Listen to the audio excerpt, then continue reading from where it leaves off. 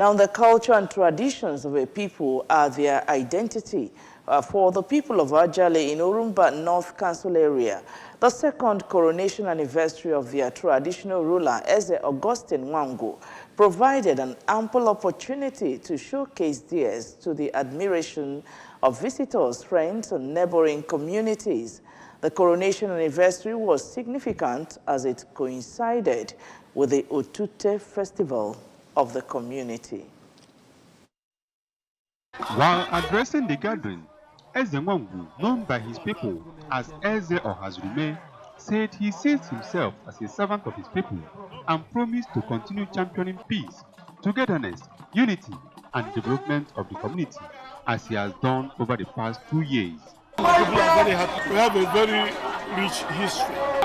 History of togetherness, history of love, history of camaraderie. The future is very bright. When I look into the eyes of our youth, I feel very happy that our future is secured.